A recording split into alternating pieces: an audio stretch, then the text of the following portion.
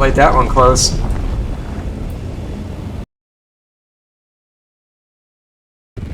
What's up everyone, Amethine here with another Dune Awakening guide, and today we are doing an updated version of my spice sand farming guide. The last spice sand farming guide that I did was covering how to farm spice sand in the Haga Basin specifically. Today we're in the deep desert, and I am here solo, hoping that I don't get murdered by a group of people while I'm out doing this. But we're going to go about farming spice sand in the deep desert by yourself, and we're still not using a sand crawler. We're also not using thumpers for sandworms. I definitely don't recommend that you do this solo, but if it's the only option you've got, then here's how to do it. But the best way is to definitely go with a friend or two so that they can distract the sandworms either with thumpers or by walking across the open dunes while you farm with a sand crawler or something else. But here's how we do it solo. So when we're in the deep desert, we're looking for these big craters of spice sand, right? In the Haga Basin, you only have access to the smaller circles of spice sand, which is sufficient for when you're first starting to farm spice sand. But there's going to come a point where you're really bottlenecked with that. So you're going to have to venture into the deep desert and look for these big impact craters from spice sand explosions from the ground. But I want these big spots right here, and you can already see somebody's been farming. So I take my assault ornithopter out here because it has the most storage of all the ornithopters, and I'm gonna land here, and you're still gonna have to deal with sandworms and all of that stuff, so you hop back in and hover while that happens. But this is really the cream of the crop here, are these big craters. You can also find some big circles that aren't quite as big as these craters, but they're bigger than the small ones you get in the Haga Basin. So that's probably the second most efficient. So once I land, I just take out my compactor. I've got the omni-static one, the best regular one that you can craft. And I just get to work.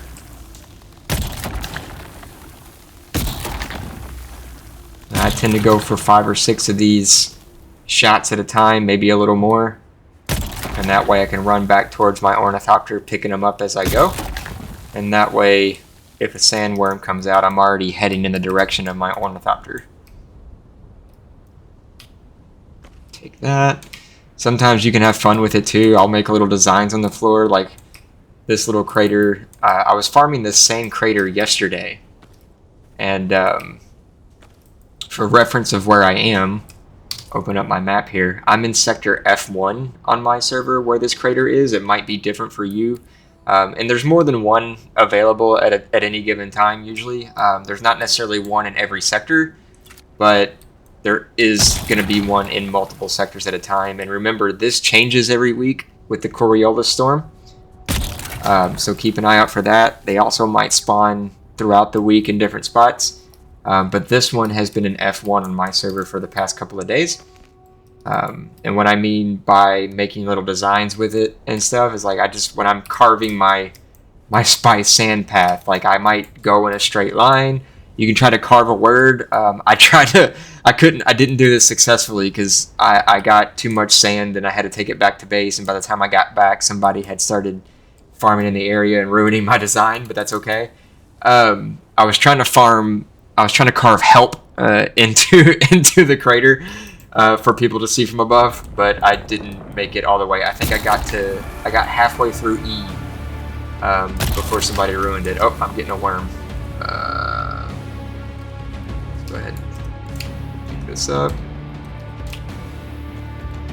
and head back.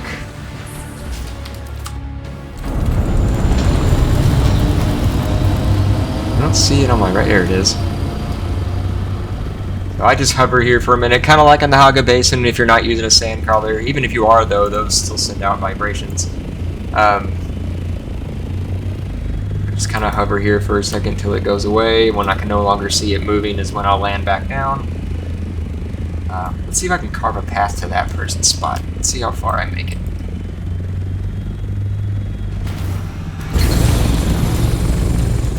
Yeah, this won't be a very long guide. It's going to be a couple minutes at most. just so you can kind of get a feel for how I do this in the deep desert. Always checking around if I see people who might be coming after me. I definitely don't want to get ganked and lose all my stuff. Or my ornithopter, but I mean, I have another one available that I can use. That's a big thing about going to the deep desert. If you're gonna go, whatever vehicle you're taking, make sure that you either A, already have a second one of that same one, or B, you have the materials already to make a second one. Because you don't, if your stuff gets lost out here, that's not fun.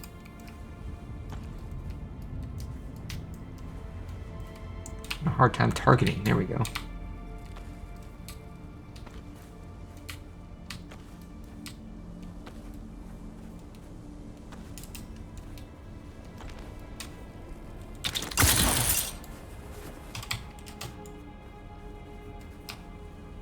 No worm, no second worm so far. That's good. Oh, spoke too soon. There we are. Go ahead and shoot some spots here so that when I land again, it's already for them. The underground yet? Almost.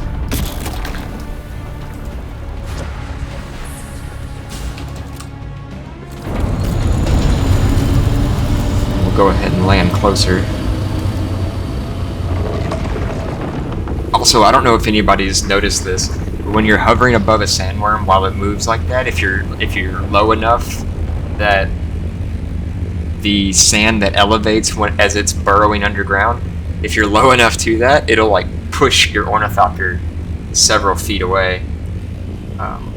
Good for a movement boost if you can manage to do it in the right direction if you're trying to get out of here.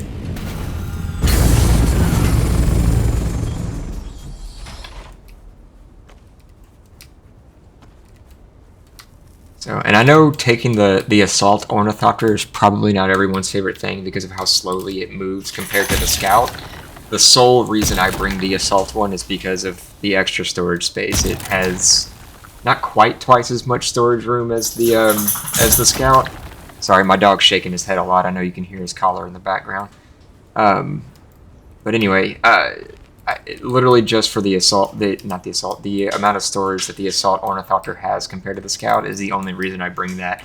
Yeah, it's not very maneuverable. And it's slow, but I would rather my trip result in bringing back more as opposed to getting back faster.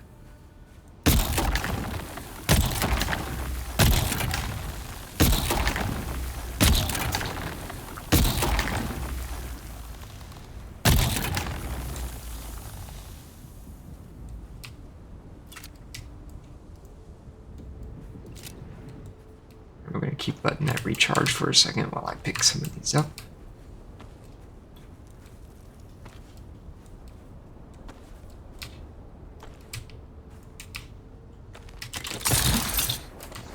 One big thing I wish that they would have is I wish they would introduce like a backpack or something that you can carry for extra storage space. Because that 175 as far as volume, I'm pretty sure that's what the V stands for, is volume. At first I thought it was volts, but I was like, that doesn't make sense. Not everything is electric.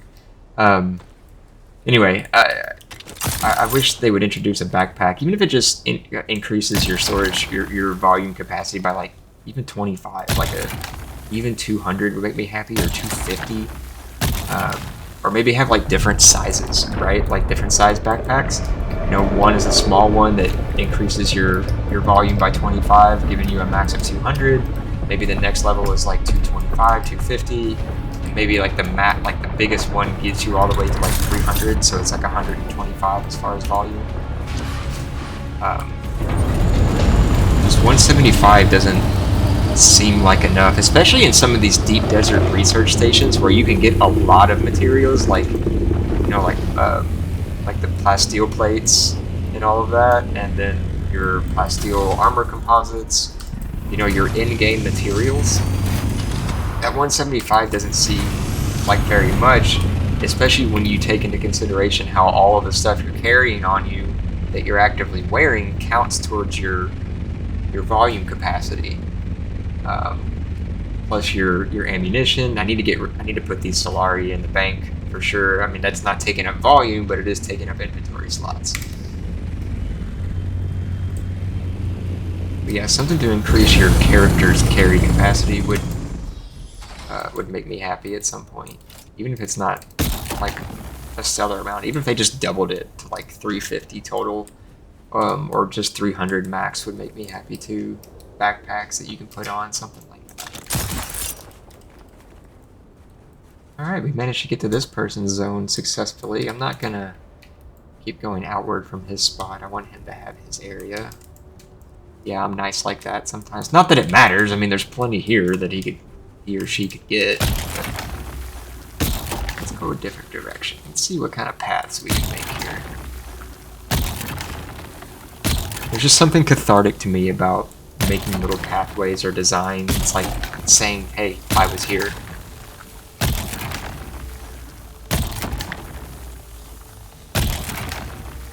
All in all, though, you know, I fill up to the 1,000 volt capacity on my Assault Ornithopter storage, and then I also fill up to my 175 on my personal storage, and then I head back to base, so filling up as much as I can. Gotta drink water here in a second. We got another worm coming out.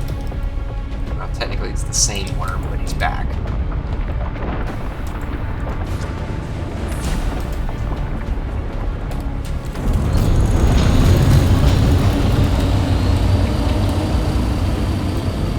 Generally out of this, I'm gonna get somewhere around 5,000 to 7,500 spice sand in this one trip, maybe a little bit more. And I don't personally have a base in the deep desert. I know I really should, so I have to haul it all the way back to the basin all the time. But you know, that's the price I pay for not building a base in the deep desert. I just haven't felt like it yet. I will at some point, but since I have to rebuild it every week, I'm kind of lazy like that.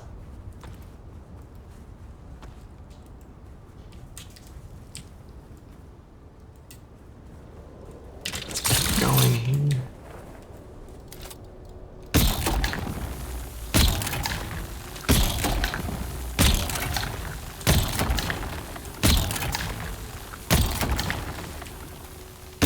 What I need to do is upgrade to the Mark 6 power pack, because this compactor drains the Mark 5 really pretty quickly. Like, not as quick as the lower ones, obviously, but too quick for my patience level.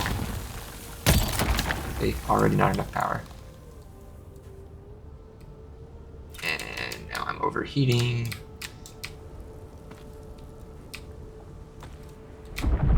Grab this stuff and head back to the Ornithopter. Drink some water here in a second. Get out of the sun. Get away from the worm.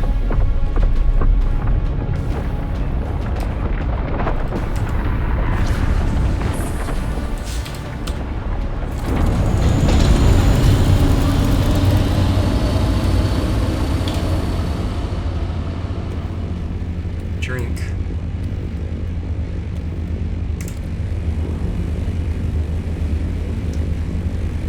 Also, and people have suggested that I use thumpers even when out solo. It's just, they only last like 30 seconds. It doesn't distract the worm for all that long. I mean, it's useful, right? But why take up the inventory space or the vault space, even though it's not going to take up that much room? But why do it when I can just focus on getting as much spice sand as I can? I mean, technically, when I come out here too, I could store a lot of my light darts in my chests at my base too before I come here to clear up more room, but I like having a lot of ammo on me, especially if someone comes after me out here, which did happen yesterday. They were not successful, but they got really close and I would have been really upset. Once that happened, I got out of there, but I'm back again, trying to get more of this stuff. Don't want to harvest, I want to take. Come on.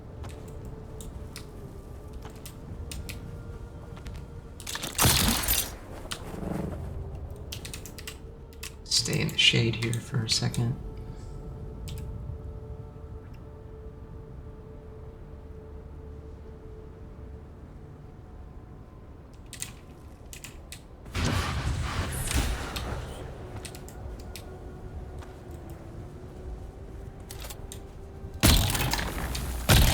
Alright, we're getting to the edge of the crater. These piles are going to start getting smaller as we reach the edge here.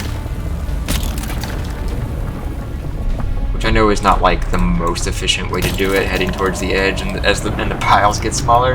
But like I said, I just like carving random little paths into these things as my like calling sign that I was here.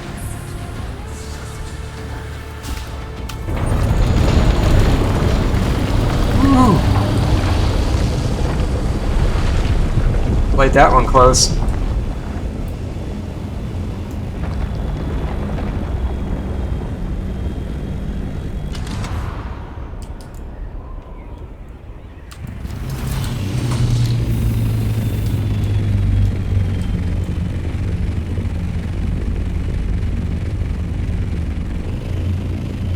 Also, and I know this would only be a temporary thing, right? Does anyone know if the Bendu sprint can actually outrun the worm?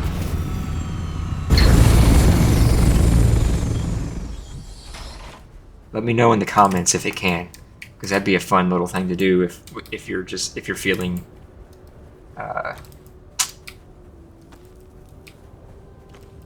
adventurous, let's say.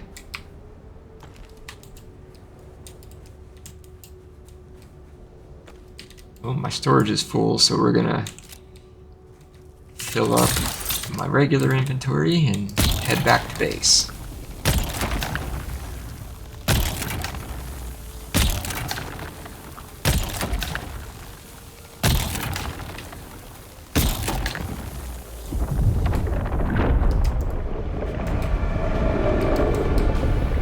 Eli's coming from that direction.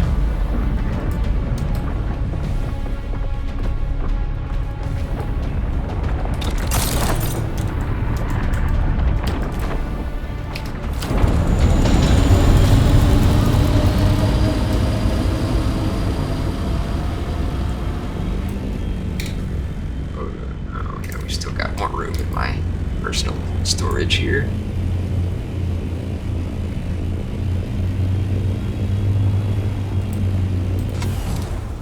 And what do y'all think? Should I come out here and at some point and try to carve help into the sand? Should I try to finish that project and then upload it?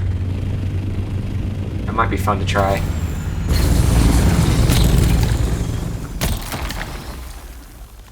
Tried it yesterday, like I said, but I got about halfway before somebody ruined it. Well, not halfway. I got halfway through E before somebody ruined it. I don't think they appreciated what I was going for.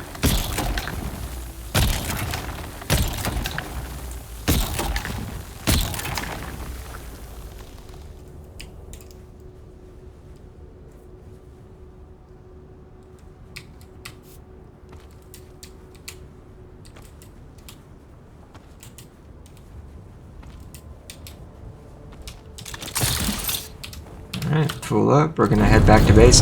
That's pretty much it, guys. I know this isn't like the most entertaining video, but and I know a lot of people have figured this out by now, but for those that haven't, if you're struggling to get spiced sand in the Haga Basin, the deep desert is definitely a better way to go, as long as you're not getting ganked in the process.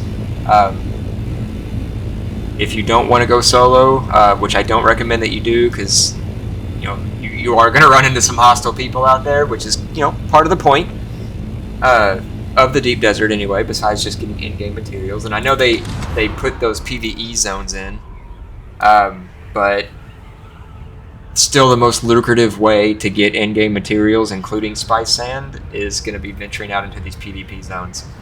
But if you're brave enough to do it solo or skilled enough, and I know a lot of people are, and you can survive getting attacked by 5 or 6 people, then by all means go for it. But you're looking for those big impact crater looking areas. That's going to be the biggest sources of spice sand. Then outside of that, if you don't want to go into the crater because there's already people there, and you don't want to chance them being hostile or friendly or whatever, you can look for the same types of circles that spawn in the Haga Basin. But in the deep desert, you'll still find those same small ones, but you'll find some of those that are also quite a bit bigger. They're just not quite as big as the craters. So please do hit that like and subscribe button. Also, it really does help me and the channel out. And also let me know if there are any videos you want me to upload, as far as like certain types of materials to farm, maybe efficient ways to look for those, or how to go about some of those research station dead zones. I ran across a research station in Sector I in the deep desert the other day that has these dead zones where, you know, when I say dead zone, it's when you go into these shields and you have to go through, or you walk through the Penta shield and you have to fight, you know, 2, 3, 4, 5, 6 waves of enemies to unlock the next area of the research station, or to even go back the way you came in. You're pretty much trapped until you either die or you beat all the waves. So if you go and tackle that stuff solo, make sure you have a build that is good for survival, or deals a lot of damage really, really quickly. Because the one that I entered, the enemies came out of 3 out of 4 sides, and the 4th side was the entrance that had no cover. And since they come out of 3 out of 4 sides, there wasn't a lot of cover to utilize anyway, because there was always enemies there. And so I had to cater my build toward survival, as opposed to just doing a lot of damage really fast, because I couldn't survive a whole bunch. Even with my shield, they just shot really quickly and broke my shield. So I had to change my build a little bit, which you can only do every 48 hours. But I had to change my build so I could survive better. But if you're interested in me uploading videos of surviving things like that and getting through that stuff solo, let me know in the comments, because I'm totally willing and able to do stuff like that. So once again, hit that like and subscribe button.